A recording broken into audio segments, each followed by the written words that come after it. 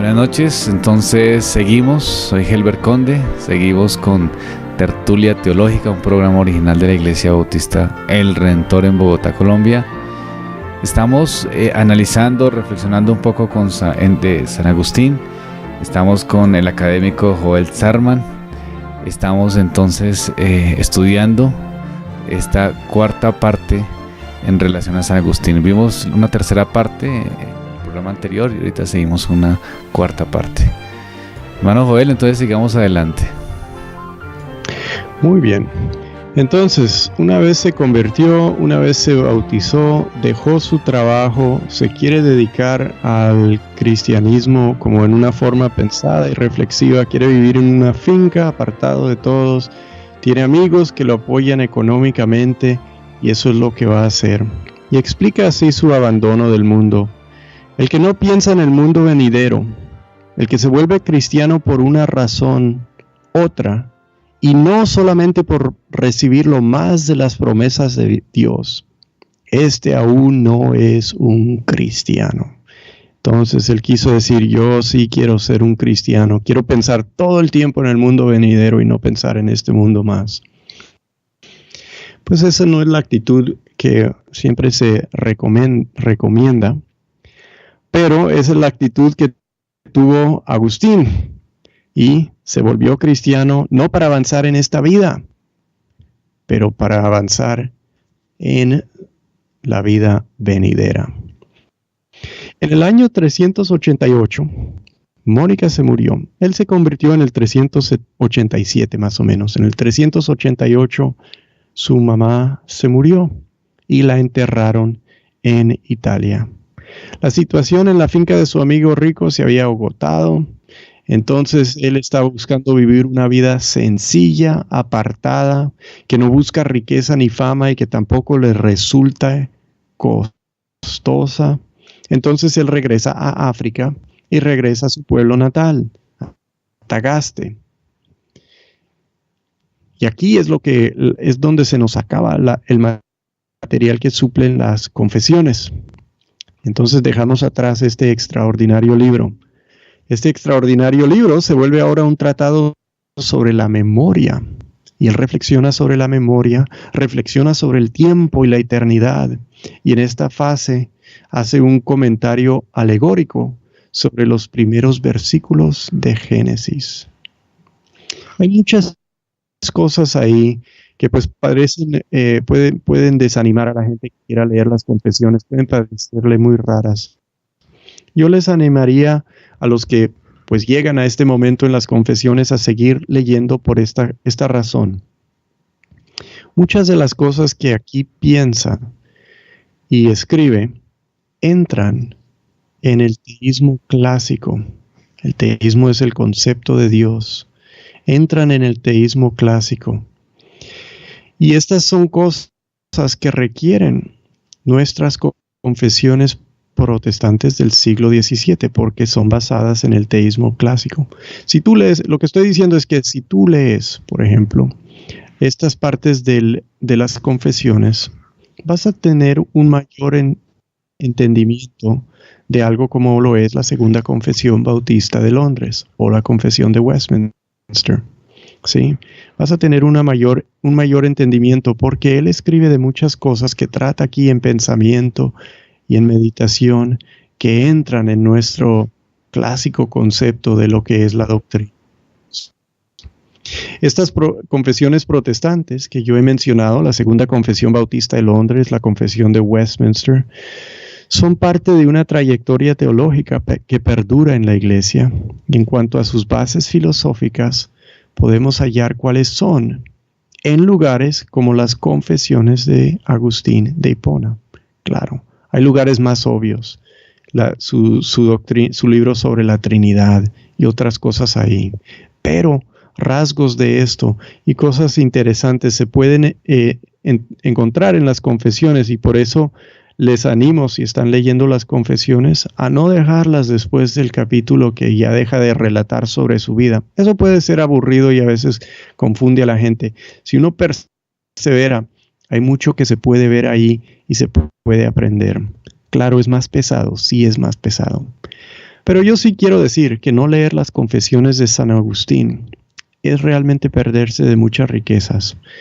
Yo creo que debe ser la ambición de muchos cristianos con facultades y todos cristianos con buenas facultades para pensar y reflexionar, hacerlo, tomarse el reto de leer las confesiones. Yo entiendo que esto no es para toda la gente. Pues hay gente que es analfabeta cuando la va a leer. Hay gente que el pensamiento más pesado pues les queda difícil. Pero los que tienen esas facultades y pueden hacerlo, deben ponerse el reto. No, nunca tendrán, se me fue la palabra en español. Siempre estarán contentos, serán alegres si leen las confesiones. O sea, es bueno hacer el esfuerzo.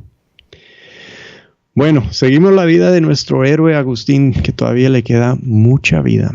Vamos a entrar en la fase de su vida en la que entra en controversia teológica, y eso siempre es interesante. Pero antes de eso, él estuvo en Tagaste 3 años, en una comunidad laica de cristianos, amigos de él, apartados del mundo, viviendo en una forma muy sencilla, ¿sí? De poco costo, comiendo poquito y reflexionando sobre la Biblia, teniendo conversaciones y haciendo cosas dedicadas a las cosas de Dios y la adoración. Un día, él viajó a un lugar en la costa que se llama Hipona, un pueblito llamado Hipona, donde llegaron por alguna forma a reconocer sus habilidades. Y en toda esta región del norte de África en esos días, había una división entre los cristianos que había resultado de la gran persecución. Recordemos la gran persecución, ya casi lleva un siglo que se llevó a cabo la gran persecución. Esa fue una persecución del 303 al 311, la última persecución del Imperio Romano cuando Diocleciano y sus sucesores por última vez trataron de eliminar el cristianismo. Un resultado de esa persecución fue siempre dividir a los cristianos. Siempre en las persecuciones se presentaron problemas. Esta hizo la división más duradora. Se dividían entre los que eran más partidarios del rigor y los más partidarios del perdón o la misericordia. Es decir, unos querían castigar a los que fallaron ante persecución, otros querían perdonarlos sin mayor castigo. Y también había una vía media. Sí, castiguémoslos un poco. Así se fue desarrollando el sistema de penitencia. En este caso, la gran persecución en el norte de África, los del rigor, el partido del rigor, el partido que decía no hay que perdonar a los que fallaron, se llamaban donatistas, porque seguían a un hombre que se llamó Donato. Le llamaban Donato el Grande. Creían que una iglesia no era pura si permitía pastores que en la persecución habían fallado. Solo la iglesia que no se contaminase con ellos, la iglesia que era la iglesia de los mártires, que honra a los mártires y es la verdadera y purísima iglesia y la única que había que hacer. Entonces ellos se apartaron de los demás, de los cristianos en el resto del mundo, porque en el resto del mundo no practicaban el mismo rigor, perdonaban a algunos que habían fallado y los restauraron y dijeron, bueno, si se arrepienten, pues pueden regresar a ser pastores. Y eso para los donatistas contaminó a toda la iglesia y entonces solo ellos quedaron. En todo el mundo solo la iglesia del norte de África era la verdadera y ahí era donde estaban los verdaderos cristianos y los demás nada. Entre ellos habían algunas iglesias que decían, no, ustedes los donatistas están locos, nosotros estamos con todos los demás. Con ellos estaba Agustín, con los que están con todos los demás, en contra de los donatistas. Pero en donde estaba, la mayoría eran donatistas. Entonces los donatistas están apartados de la iglesia cristiana universal. ¿Cómo se dice universal? En griego se dice católos. Entonces le llamaban católicos. Sí, de ahí viene la palabra católicos. Por eso se identifica Agustín como un católico. ¿Por qué? Porque yo estoy con la iglesia cristiana de todo el mundo, universal, no con estos locos donatistas. Esa es la iglesia donatista, yo soy de la iglesia católica. Y así vamos a hablar de él, ¿sí? Para que la gente no se confunde. No estoy diciendo que es católico como los católicos de hoy, aunque la iglesia católica también traza de estos tiempos, ¿sí? Pero estamos hablando estrictamente en términos de ese día. Católicos son los que están con todos los demás. Donatistas son los que están apartados, se separan. Dicen, nosotros somos la única verdadera y pura iglesia. Ahí está Agustín, él va a Hipona, ahí hay una iglesia católica entre todas las demás donatistas. El pastor de esa iglesia en Hipona supo que la gente quería tomar a Agustín y ponerlo como pastor, porque el pastor que tenían ya era muy mayor. Entonces, ellos temían que otra iglesia iba a tomar a Agustín por sus habilidades y que ellos se iban a quedar sin pastor. Y pues no habían muchos porque estaban en un lugar donde todo el mundo era donatista y muy pocos eran católicos. Lo que hizo este pastor viejito es que tomó a Agustín y buscó permiso para ponerlo como asistente. Eso no se hacía, no era común. De hecho, contradecía los cánones de Nicea que decían que solo podía tener un obispo o un pastor en cada ciudad. Pero ellos quizás no sabían de eso, quizás ignoraron esa regla. Tomaron a San Agustín, a la fuerza, lo pusieron como asistente al viejo pastor. Y cuando lo hicieron, él lloró. No quería realmente una vida de actividad y no quería los problemas administrativos de ser un pastor. Él quería hacer contemplación. Quiso ser algo como un monje, que es lo que estaba haciendo en su pueblo.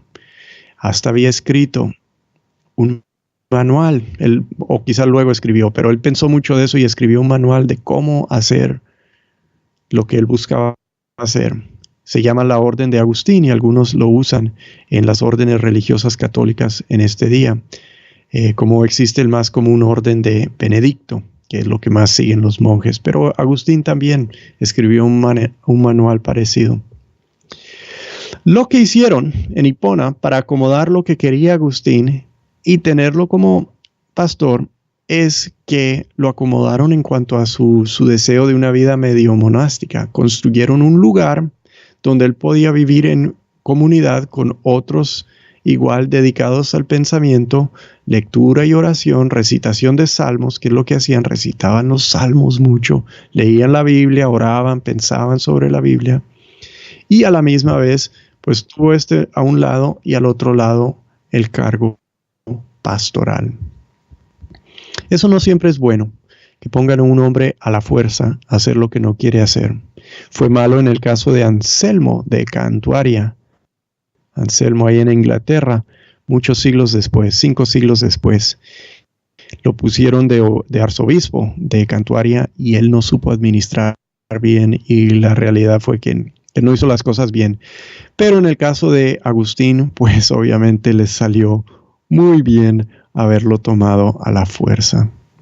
Porque ambas cosas son importantes, las que él buscaba hacer, la administración y la reflexión. La administración le tocó y lo hizo bien. ¿Por qué? Pues tenía práctica, había sido el orador público de la gran ciudad de Milán, se había formado en Cartago, había estado en Roma, entonces él sabía de esa parte. Esa es la parte práctica, pero él también la informaba con la parte teórica, que es lo que amaba y quería hacer. Y feliz la persona que pueda tener todo un puesto que complemente sus fortalezas, sin también requerir de sus debilidades. Agustín obviamente tuvo debilidades, tuvo fallas, pero en realidad fue bien puesto ahí como pastor en un lugar tan hostil que realmente pudo lucir también sus habilidades polémicas en luchas contra los donatistas y otros así. La idea de su vida era vivir como peregrino, con casi nada y concentrado en entender su religión y practicarla mejor. Sí, pero él no caracterizó esa visión con gran rigor, como lo hizo, por ejemplo, Crisóstomo, que lo llevó al exceso. Siempre fue sincero Agustín, pero a la vez humano. Y no fue un hipócrita tampoco, imponiendo lo imposible sobre otros. Era voluntario que formaran su comunidad y no hizo que así tenía que vivir toda la gente como él lo hizo. No hizo eso un requisito, sino que fue para él la forma de que mejor le ayudaba a seguir el llamado de Cristo. Entonces se quedó ahí celibato, ¿sí? Sin casarse, con una comunidad de gente que apoyaba sus deseos de pensamiento y oración y cantar los salmos y el trabajo pastoral. ¿Por qué no lo quería hacer Agustín? Él no se sentía preparado para hacer esto. Veía el pastorado como un llamado exaltado y fue un hombre sincero en cuanto a sus flaquezas y dudoso de que tanto realmente dominaba sus creencias cristianas.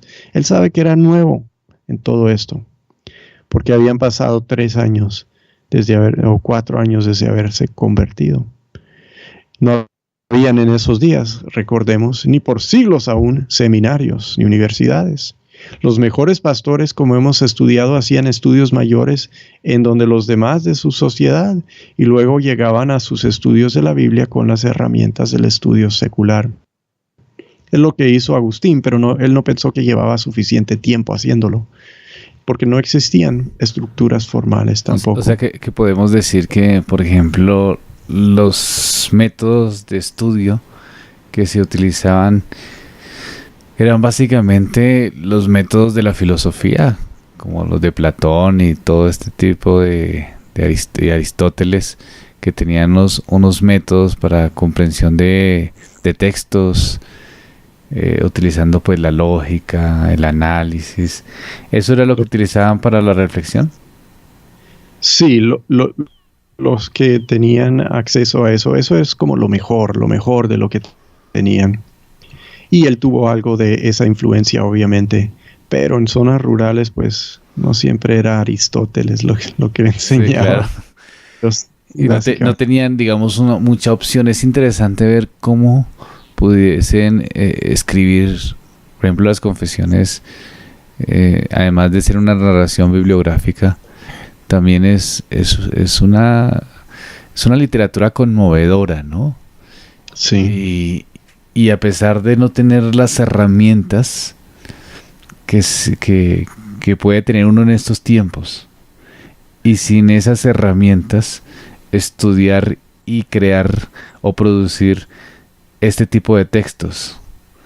¿Uno cómo puede explicar esa situación? Bien interesante, ¿no? Sí, pues eso nos debe hacer reflexionar. O sea, yo creo que nosotros tenemos muchas distorsiones acerca de la enseñanza. Pensamos que alguien puede estudiar mejor porque tiene un computador, pero de eso no se trata. O sea, la tecnología facilita la parte práctica, pero los objetos de conocimiento son mentales, son teóricos. Ellos realmente tenían una buena formación. La educación es más que impartir información, es formar el carácter, es instruir una persona en cómo valorar lo que realmente vale, cómo valorar las cosas que son mejores sobre las cosas que pues son buenas, pero no son tan buenas como otras. Y eso es lo que hacía para ellos esa instrucción que ellos tenían en las epopeyas clásicas de Virgilio y Homero, en los diálogos de Platón, en los diálogos y la instrucción moral de Cicerón y otras cosas que así estudiaban. Y podemos pensar que había rigurosidad en el conocimiento, era un conocimiento riguroso. O sea, aún los recursos que tenían, siendo pocos, los estudiaban. Y había un estudio, como usted dice, con calma, interiorizando las perspectivas, interiorizando realmente lo que se está aprendiendo. Creo que esa es una de las situaciones que a veces hoy día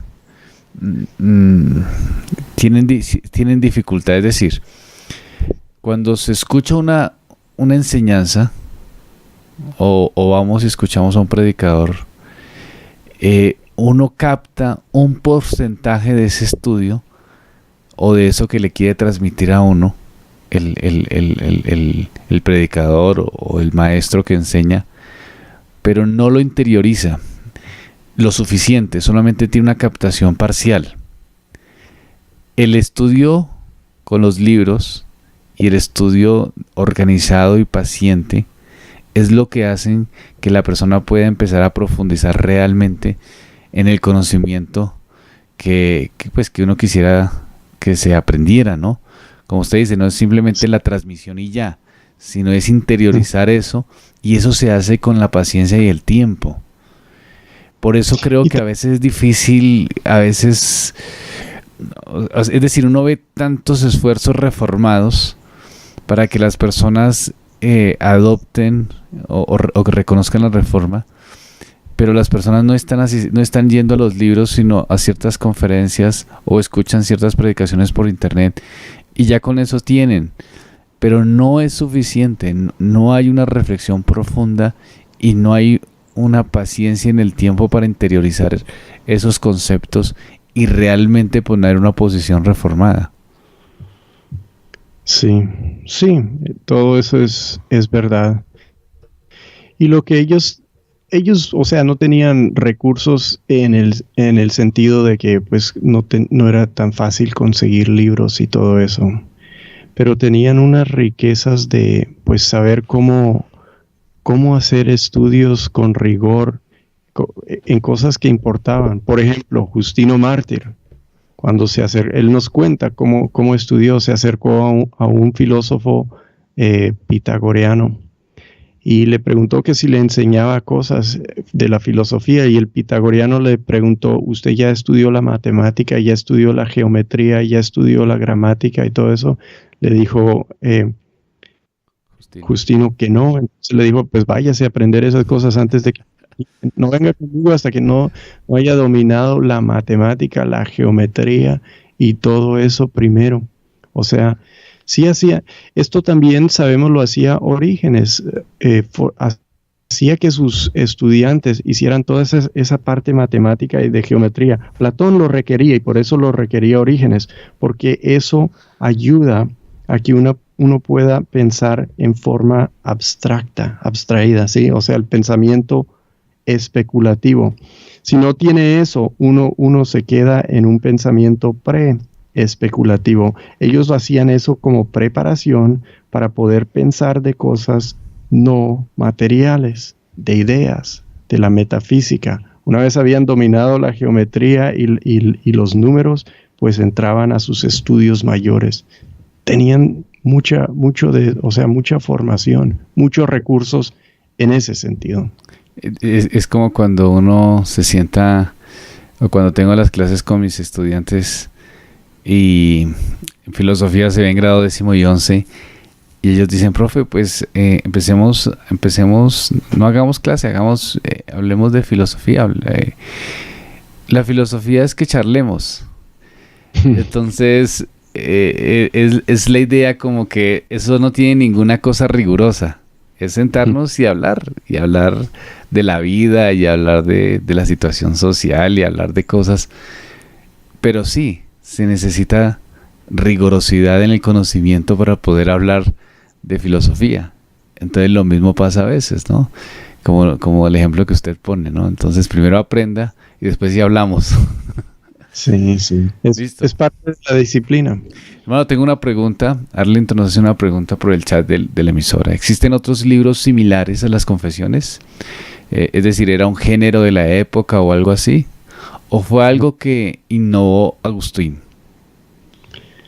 Sí, él originó eso, que haya otra persona que escriba así, que realmente piense así.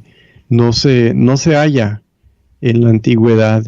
Y realmente, como las confesiones, nadie ha escrito otro libro que es igual, que tiene el mismo poder, que tenga el mismo impacto, que relate como lo hace él. Hay las confesiones de Juan Jacobo Rousseau, pero ese es un libro muy distinto a las confesiones de San Agustín. Muy bien, sigamos entonces adelante, que ya casi terminamos esta parte. Ok.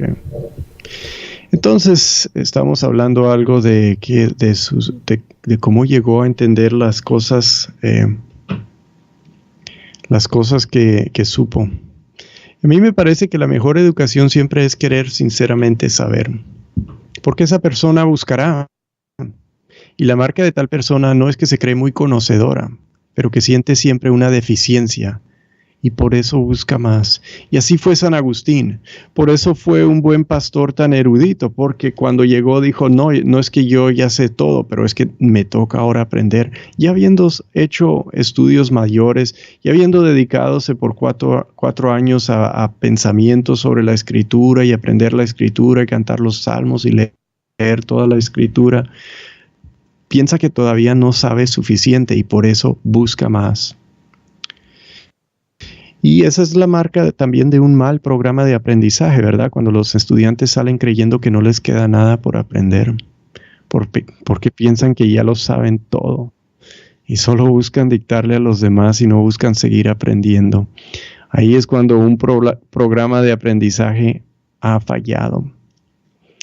Entonces así es Agustín, buscó entender y lo hizo por años y nunca dejó en toda su vida de querer aprender más y seguir avanzar.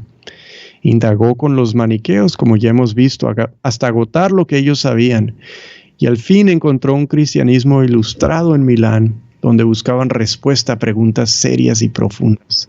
Y sus escritos nos dan ejemplo de un verdadero aprendedor que no descansa hasta hallar lo que realmente busca. Es otro valor que tienen sus libros, nos muestran por dentro, ¿sí? Sus confesiones nos muestran por dentro cómo es un hombre que nunca deja de buscar y siempre quiere aprender, por más difícil que sea. Y lo hace en sus otros libros también, se puede ver en su libro sobre la Trinidad. Quizás en otro episodio hablemos del libro sobre la Trinidad. Entonces, concluyendo, lo ponen como asistente al pastor de Hipona. Y cuando se muere el pastor, queda Agustín. ¿Qué nos queda entonces para hablar en el futuro? Nos quedan por lo menos 3 controversias contra el donatismo. Vamos a hablar más del donatismo y qué dijo él contra ellos. Contra el pelagianismo, que es muy importante para nosotros los calvinistas. Y contra el paganismo en la ciudad de Dios, que era un tema muy importante de su era. Y su segundo libro más importante que él escribió es La ciudad de Dios. Vamos a hablar un poco de eso. Quizás hablaremos también tiene un libro sobre la enseñanza cristiana, cómo estudiar la Biblia.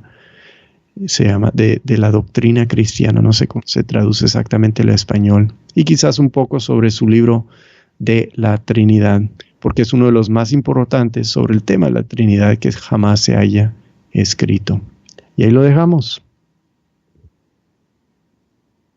Antes de terminar, nos hacen una pregunta desde el WhatsApp. Una parte de la biografía, dijo San Agustín, el amor es una perla preciosa que si no se posee, de nada sirve el resto de las cosas. Y si se posee, sobra todo lo demás.